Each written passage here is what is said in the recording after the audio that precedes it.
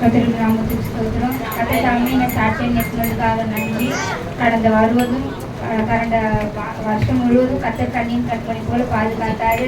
நிறைய தேவைகள் இருந்தது, எல்லாவற்றையும் சந்திச்சாரு. கணவருக்கு வேலை இல்லாமல் இருந்தது, அந்த வேலை வாங்கி கொடுத்தாரு ஏசப்பா.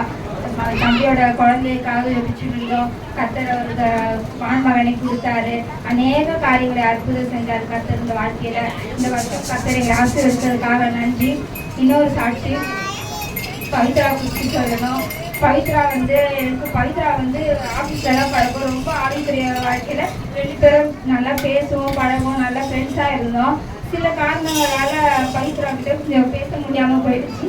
திருமண காலத்தில் எனக்கு ஒரு மன கஷ்டம் இருந்தது. இல்லை, இந்த பொண்ணு வீட்டில் இந்து முறையில் போய் கல்யாணம் பண்ணிட்டாலே அப்படின்னு சொல்லிட்டு சர்ச்சுக்கு வரணும் பேசுறதை நிறுத்திட்டேன்.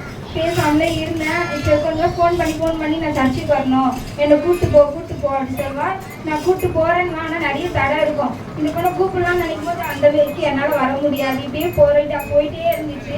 ஒரு நாள் தூங்கிட்டே இருந்தேன், ஒரு பயங்கரமான சத்தம். நான் அவளை குறித்து ஒரு கவலை இருந்துச்சு, ஆனால் அது எனக்கு தெரியல. ஆனால் நல்லா தான் பேசிகிட்டு இருக்கோம். ஏசப்பா ஆவியானவர் சொல்கிறாரு, நானே அந்த மகளை மன்னிச்சிட்டேன், நீ ஏன் மன்னிக்கவே மாட்டேற அப்படி சொன்னாரு.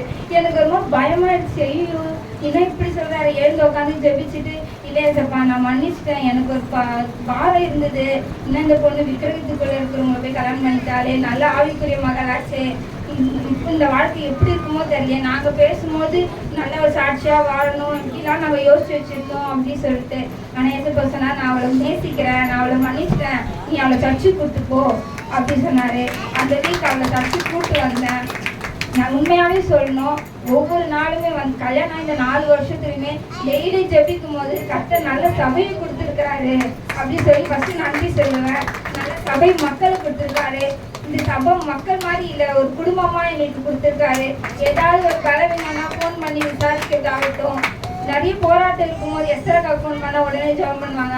ஃபாஸ்ட் அம்மாலாம் ஒரு நாள் கூட பேசாமல் சர்ச்சில் நாங்கள் போனதே இல்லை. நாங்கள் மறந்து போயிட்டா கூட ஃபோன் பண்ணி, என்னம்மா எப்படி இருக்கீங்க, அம்மா எப்படி இருக்காங்க, பெரியம்மா எப்படி இருக்காங்கன்னு விசாரிப்பாங்க. கர்த்தர் நல்ல சபையை கொடுத்துருக்காரு. அதுக்காக கர்த்தருக்கு கோடி கோடி நன்றி.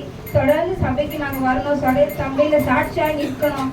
அதுக்காக கர்த்தர் வழி நடத்தணும். தொடர்ந்து ஜெபிச்சு கொள்ளுங்க. கணவரையும் என்னையும் ஊழியத்தை எடுத்து பயன்படுத்தணும். கர்த்தருக்கு நன்றி.